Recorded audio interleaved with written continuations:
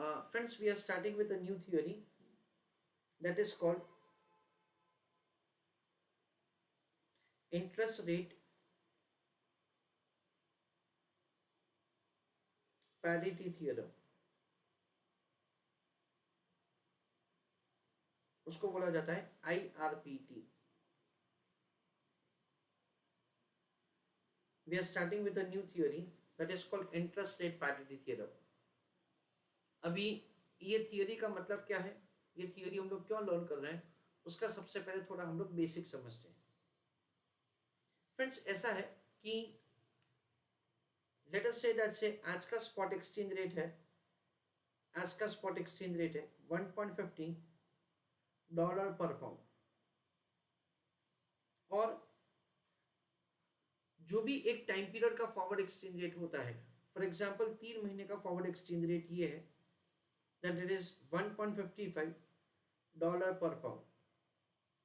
तो ये जो फॉरवर्ड एक्सचेंज रेट है उसका वैल्यू कहां से आता है वो हम लोग यहां पे समझने वाले हैं. We are going to understand that say how to determine forward exchange rate say in a given situation. यानी 3 महीना हो सकता है, 6 महीना हो सकता है, 1 साल हो सकता है, 1 महीना हो सकता है. ऐसा कुछ भी एक समय के लिए, कुछ भी एक टाइम पीरियड के लिए फॉरवर्ड एक्सचेंज रेट क्या होगा वो कैलकुलेट हम लोग यहाँ पे करने वाले हैं. And for that say we are going to use say the interest rates. That is what say we understand is the next concept that say we are going to learn. यानी हमको क्या होगा फ्रेंड्स, एक set of the situation होगा और उसमें हमको ऐसा दिया जाएगा कि आपको using interest rate parity theorem आपको फॉरवर्ड एक्सचेंज रेट कैलकुलेट करना है.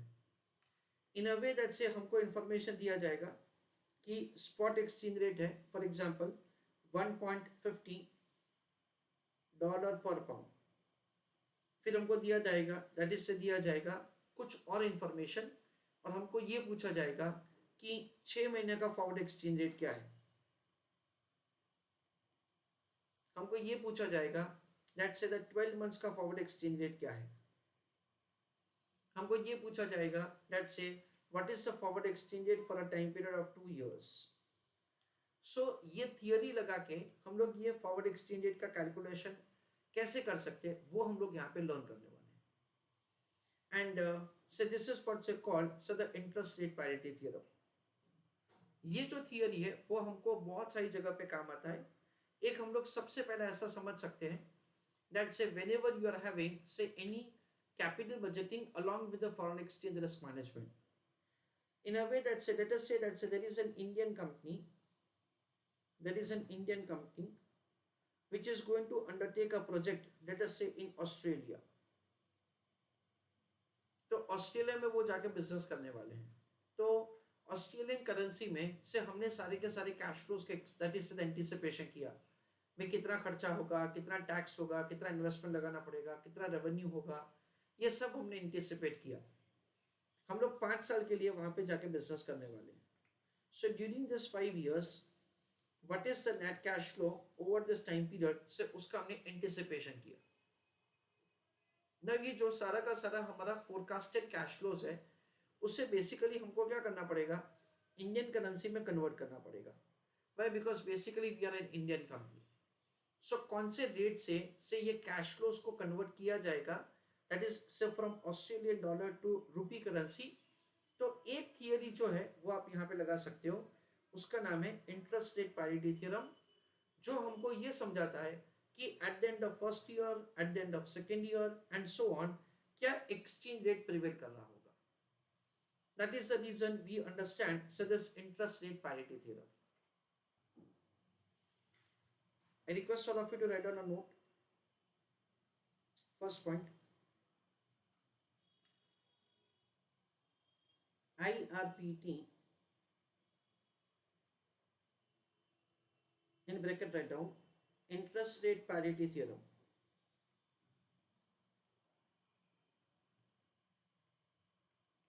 Comma will be used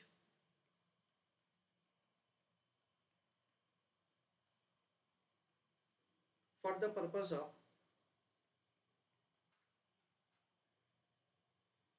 estimating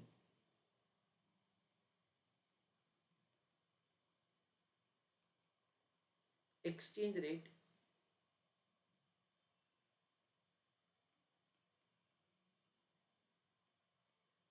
likely to prevail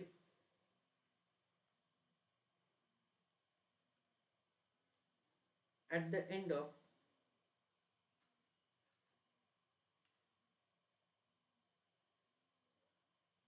any period. Full stop.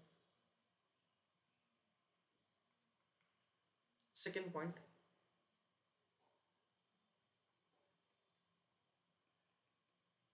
it will be useful in capital budgeting analysis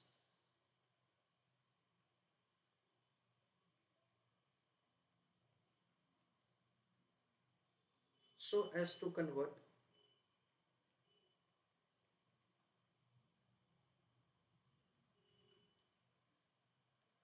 foreign currency cash flows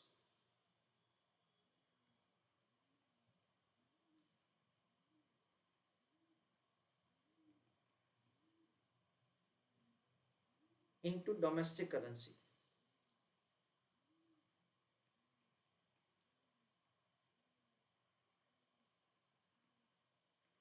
Full stop.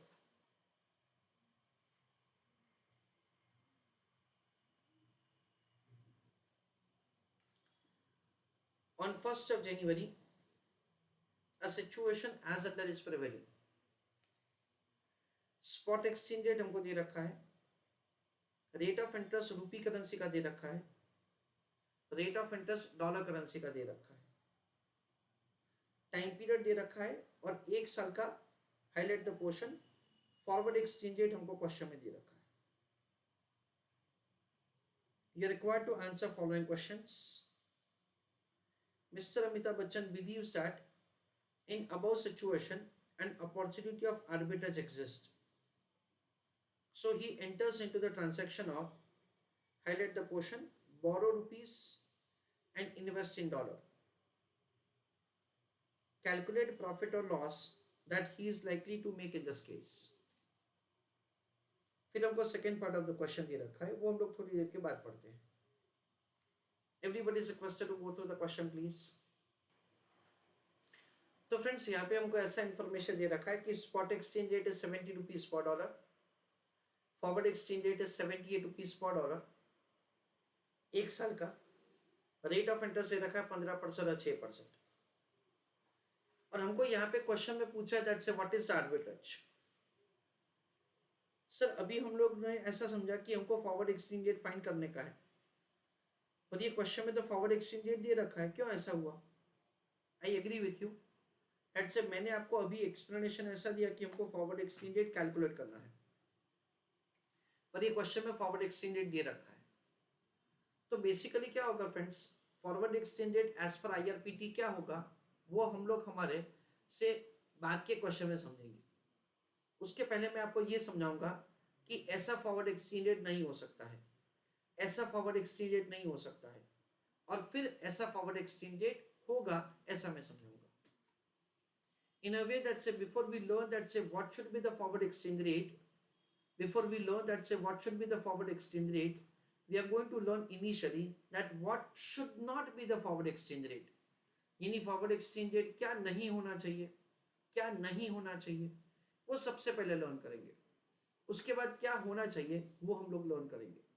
ऐसा करके हमको यहाँ पे से third phase में forward exchange rate as per IRPT calculate करना है.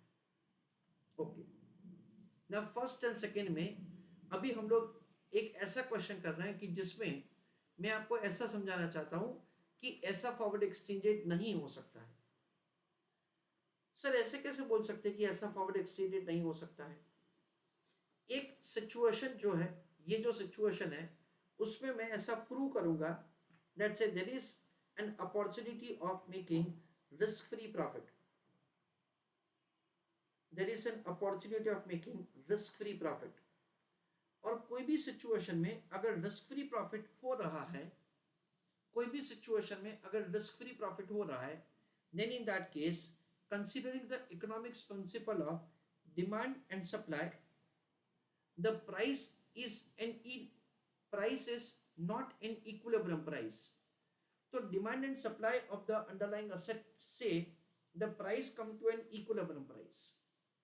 Equilibrium price का मतलब क्या, उसमें से रिस्क फ्री प्रॉफिट नहीं हो सकता है। सर रिस्क फ्री प्रॉफिट का क्या मतलब है, रिस्क फ्री प्रॉफिट का मतलब है आर्बिट्रेज। रिस्क फ्री प्रॉफिट का मतलब है arbitrage. I simplify that explanation for you.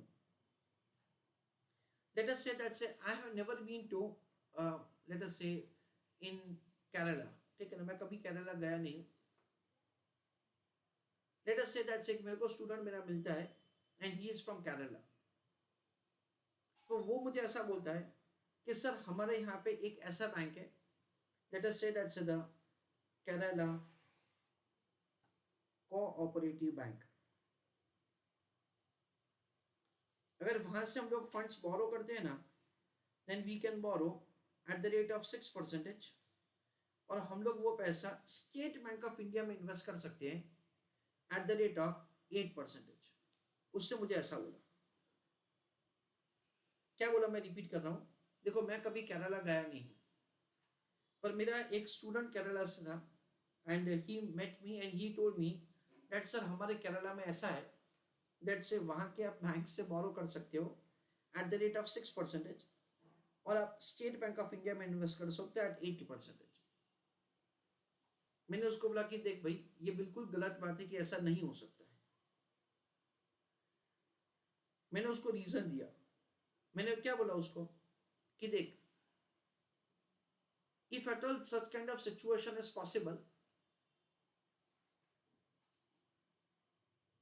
if such kind of situation is prevailing, not possible, if such kind of situation is prevailing, then nobody will work, कोई काम ही नहीं करेगा। सब लोग क्या करेंगे, सब लोग यहाँ पे 6% से बोरो करेंगे और स्टेट बैंक ऑफ इंडिया में 8% में इन्वेस्ट करेंगे। आप कमाते हो 8, आपको पे करना है 6, बाकी का क्या हो जाएगा, बाकी का आपका फायदा हो जाएगा। Simple. In a way that say we understand that say you will be able to make a gain without taking any risk. You will be able to make a gain without taking any risk. इसलिए उसको क्या बोला जाता है, risk free profit बोला जाता है। ऐसा प्रिवेल कर ही नहीं सकता है, क्योंकि अगर ऐसा होगा then in that case economy can not run, है ना। देखो मैं अभी लेक्चर क्यों ले रहा हूं, because I want to earn money. my wife is there, my mother is there, my daughters are there, they have number of requirements, even I have number of requirements.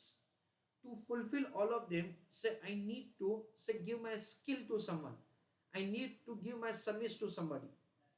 मैं ये लेक्चर लेता हूँ, मुझे उसके पैसे मिलते हैं, एंड विद दैट से मेरी और मेरी फैमिली का जो भी रिक्वायरमेंट्स है से वो हम लोग फुलफिल करते हैं। ऐसे सबको क्या करना पड़ेगा, इकोनॉमी में कंट्रीब्यूट करना पड़ेगा। There are 4 factors of production जो हम लोग समझते थे इकोनॉमिक्स में। It is a land, labor, entrepreneur and capital. We understand that say जिसके पास पैसा है वो क्या करता है, that से अपना पैसा इन्वेस्ट करता है and with that से वो कमाता है। In a way that से the interest income हो सकता है, इक्विटी शेयर्स में इन्वेस्ट करके डिविडेंड इनकम हो सकता है, कैपिटल एप्रिसिएशन हो सकता है। बिजनेस का स्किल जिसके पास है वो बिजनेस करके पैसा कमाता है। I am working and with that I earn, मैं मेरा जो सर्विस है वो दे रहा हूं, उससे मैं पैसा कमा रहा हूं। जो लैंड ओनर है वो कमाता है। यानी हम लोग ऐसा समझ सकते हैं कि all factors of the production contribute to the production and with that से दे गेट द रिवॉर्ड। ऐसा रिस्क फ्री प्रॉफिट अवेलेबल नहीं है मार्केट में। लिसन केयरफुली, अगर मैं आज HDFC बैंक में फोन करता हूं and I tell you that say I am chartered accountant, I am PhD holder, doctorate, मुझे लोन चाहिए, तो मुझे पर्सनल लोन मिल सकता है। पर्सनल लोन लेटर से मेरे को 14% में मिलेगा। आई कैन मेक इन्वेस्टमेंट इन श्रॉफ, जो प्राइवेट शराफी पेडी होता है उस पर मैं इन्वेस्ट कर सकता हूँ, उसमें वो लोग मेरे को 24% का रिटर्न देते हैं। तो क्या ये आर्बिट्रेज है? ये आर्बिट्रेज नहीं है। क्यों आर्बिट्रेज नहीं है? क्योंकि ये शो ऑफ का इन्वेस्टमेंट है जो मैंने किया है। ये इन्वेस्टमेंट डिफॉल्ट हो सकता है। यहां पे जो मुझे पे करना है ना, वो एब्सोल्युटली सर्टन पे करना है, अनकंडीशनली आई हैव टू पे। तो अगर ऐसा करके मैं पैसा कमाता हूं ना, देन इन दैट केस मैंने रिस्क लिया है और उसकी वजह से मैं कमा रहा हूं। ये जो है ना, सिर्फ उसमें विदाउट एनी रिस्क मैं पैसे कमा रहा हूं, विदाउट एनी रिस्क मैं पैसे कमा रहा हूं। इसलिए उसको रिस्क फ्री अपॉर्चुनिटी बोला जाता है और आर्बिट्रेज बोला जाता है। And we understand that say the arbitrage is only a theoretical situation and it does not exist practically.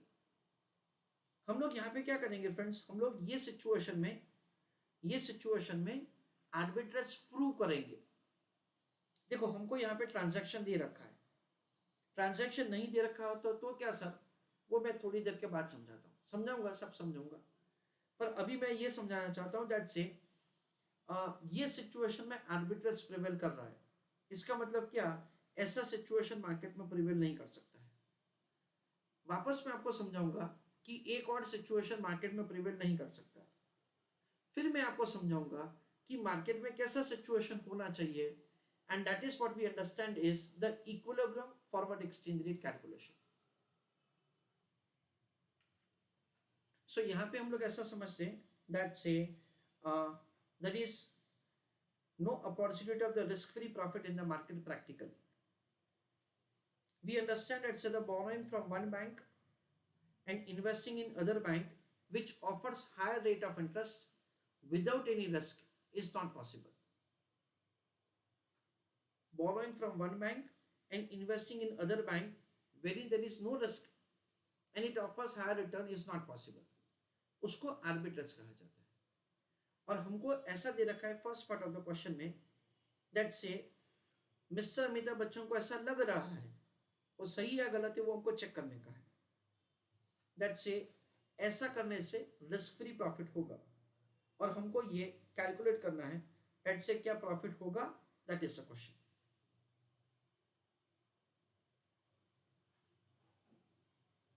ये जो नोट है हमारा कंटिन्यू हो रहा है, उसमें थर्ड पॉइंट लिखो।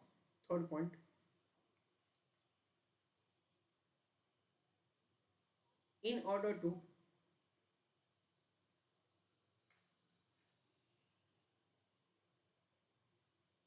determine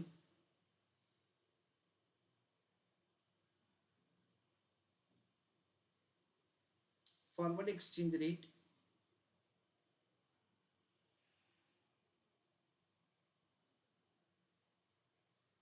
as per IRPT, comma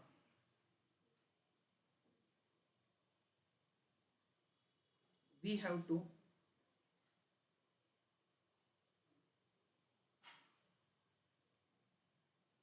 first of all understand that what cannot be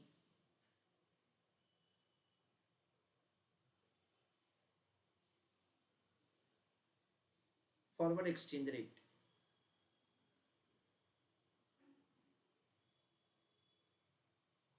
Full stop.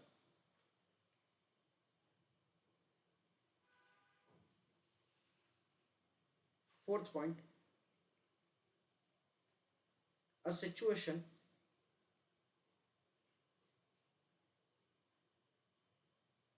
in which arbitrage exists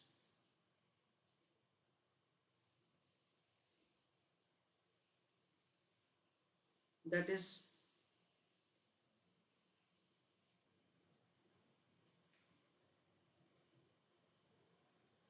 a situation in which arbitrage exists that is risk free profit is considered as is not possible